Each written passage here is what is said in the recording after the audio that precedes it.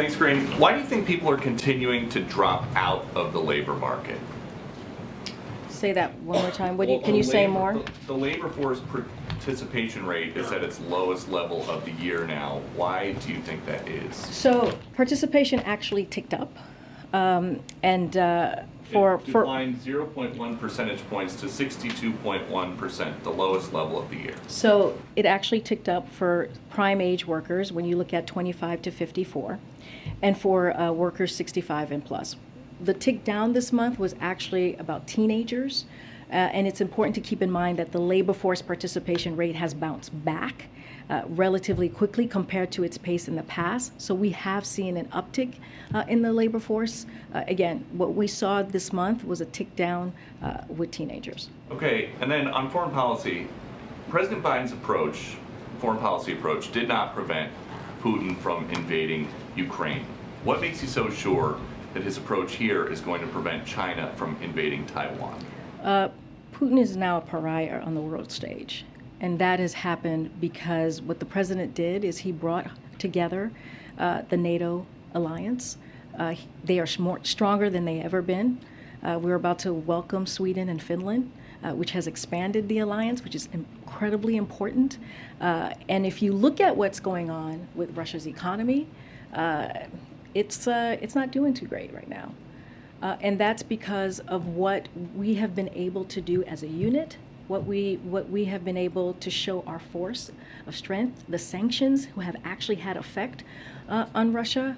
And so that matters. You have seen a leadership from this president that would not, if NATO would not have, the strength of NATO and how they've come together would not have happened if it wasn't for this president's leadership. So is President Biden's goal here then to make Xi a pariah on the world stage? No, I'm just speaking to Russia. What I'm saying about China is that there's no reason for Beijing to have escalated the way that they have. There is no reason.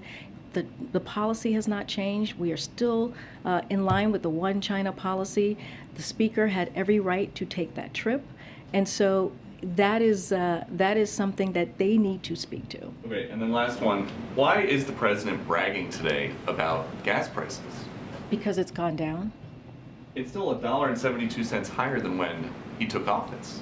It has come down in a way that we haven't seen its trajectory coming down in over a decade. Still and over it is $4 a gallon, okay. though. Is that good?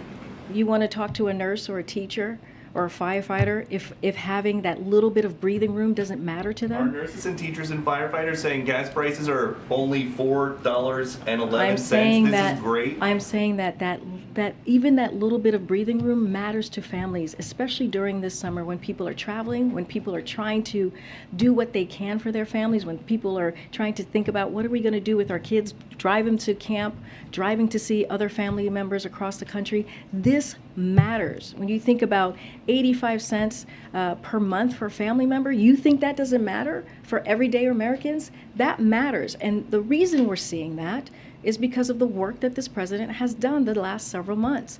It's because of what the historic tapping of the Strategic Petroleum Reserve, 1 million gallons per day until September. That matters because of all the work that he continues to do when it comes to inflation. So he's going to continue. There's more work to be done. He's going to continue to do that work. But to say that the changes, the drop that we have seen at the pump per gallon doesn't matter. I think that is wrong. I think that is not true, and I think that does give a little bit of space of breathing room for families, and is important.